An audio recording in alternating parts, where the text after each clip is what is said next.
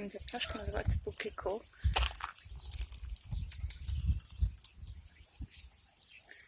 Це наша зима, ось вона проходиться.